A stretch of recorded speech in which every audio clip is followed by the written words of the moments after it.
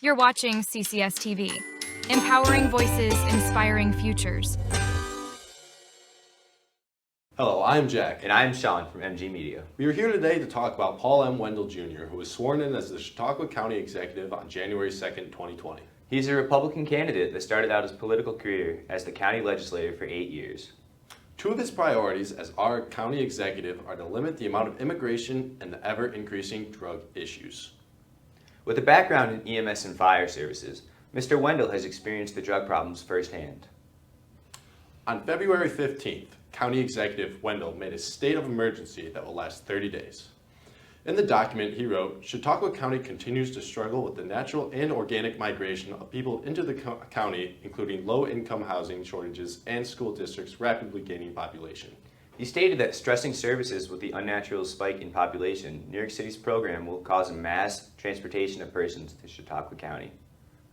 On February 3rd, our journalism class visited Mr. Wendel, and Fletcher DeMink questioned him about immigration. So, as a citizen, I am well aware of the border crossing and immigration issues. Would you say the influx of immigrants in New York City is a concern for you? Huge. I really didn't say too much about this. Personally, myself and 3 other county executives went to New York City last year. We were at the Roosevelt Hotel in July. Sat down as close as you and I are with Mayor Adams, had dinner with him. We all spoke, all 4 of us, 2 Democrats, 2 Republicans, very concerned about what was happening. The reason I was asked is because Chautauqua County, unlike what's happening in New York City or Orange County or Albany or Monroe County, we have had an influx, small influx of asylum seekers here in Chautauqua County, not part of anything else. And, you know, about 80 to 100 people. And there's concerns. There's a lot of things we could not do to help them. I sat here at this table looking at their documents, the papers, that, you know, their court hearings and everything. Is it a huge concern? Certainly. And if we don't start to step up, we're just letting this happen. You know, millions of people have come into this country. You know, I think in the month of December, 76,000 people came across illegally. You know, I've traveled to other countries. Some countries, if you cross illegally, you're killed. Here, we welcome you with open arms, but yet we have so many other domestic problems. You've got homelessness, you've got veterans issues, you've got so many things. But, you know, come across and we'll give you a cell phone. We'll let you, you know, we'll send you wherever you want. It's a huge issue. Drugs are coming in, they're killing people, but you're letting people illegally come in and say, oh, you're watching them.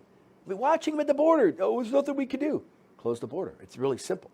But when you look, our sheriff is going down this month to the southern border. He's talked to sheriffs down there. They're not Hispanics, you know.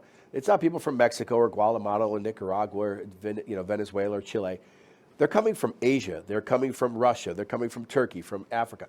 You look at the people who are coming across, it's everybody. I could see if there was an influx of Mexican migrants or, you know, Venezuelans or different people coming for, you know, political asylum. They're just, yeah, I feel scared in my country and I'm coming here. There was a lot of focus on illegal immigrants beating up a New York City police officer. And you see those kids leaving, flipping them off, sticking their tongue out. That's what they're doing to the American people. And that these people said, I'm in fear for my safety in my country.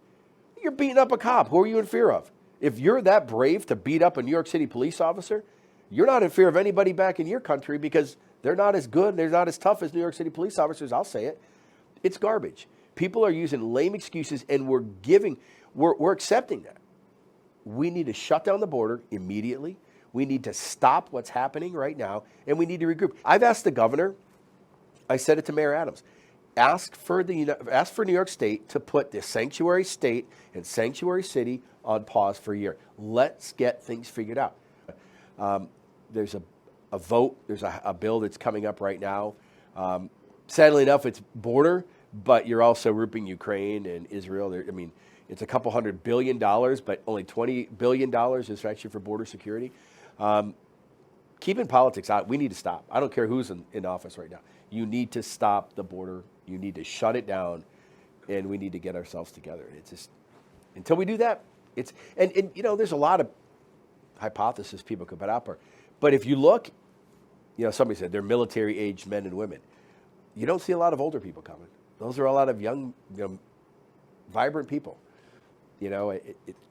What are we doing? I mean, where else in U.S. history we allowed millions of people to come illegally?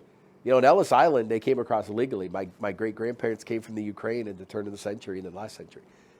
What's happening now is not. This is a free-for-all, and it's sad. It has to stop because we, as Americans, are going to suffer. We already are. It's going to get even worse. When Fletcher interviewed Mr. Wendel, he stated that we have other things to focus on, and immigration is complicating things. One of these problems is the increase in drugs being brought into the country. Fletcher asked County Executive Wendel what his concerns were and what is being done to prevent this from affecting our county. I'm a little bit old school. I'm a little bit hardcore. I worked in a hospital when I first became an EMT in the mid-'90s, and we would use Narcan maybe once a summer, maybe twice, and it's for severe issues. They're giving Narcan away. I just saw ads on television, call in today and we'll send you free Narcan. What is that stopping people from? I mean, I know people have died from overdoses. I've used Narcan, on people before as an EMT. But I guess my point is that when are people going to learn? The criminals are learning how to outsmart the law. The laws are there. I think we need more enforcement. We need stronger enforcement. But, even prescribed painkillers have an addiction to them. And again, doctors are more cognizant of that now, even in the last 5 to 10 years. But again, it's just such a growing problem. It's a huge thing that I'm concerned about. And it's something I take personal. I don't want Chautauqua County, to be known as a place where, you come here and get drugs easily. And, if you get it, something happens, you can get away with it. That's not what I want. I want stiffer penalties. But again, we're shackled by New York State, so. When asked if there was anything else Mr. Wendel would like to address, County Executive Wendel spoke about the negativity in our county.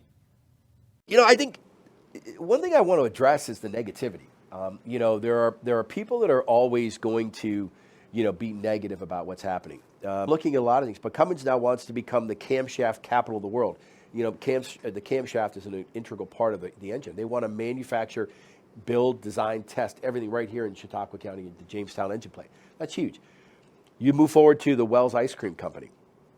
About another $250 million of investment. Last year, they were laying off 300 people. This year, well, it wasn't 300 in total, only about 100, maybe to 200. They're bringing back those 200 and another 100. They're investing in this county. We've retained and kept 2,300 jobs right here in Chautauqua County. We're adding nearly 700 new jobs. So that's the part that, people aren't hearing. If you want to keep telling everybody how negative it is, how horrible it is, we're losing population, we're losing this, then the doors are open. If you don't like it, why are you staying? I guess it's the complaint. People complain so much. Then find happiness somewhere else. We have a lot of happy things happen. Can we do better? Certainly. Did we have better days? Yeah. But you know what? We are going to turn it around. We're making that shift right now. And I'm confident we're going to see a lot of progress in the upcoming years. You heard it. Chautauqua County has many amazing pieces. We can't wait to see what Mr. Wendel does in the future to improve our county. This is Jack And Sean from MG Media signing off. Stay classy, Beams Point. CCS-TV, empowering voices, inspiring futures.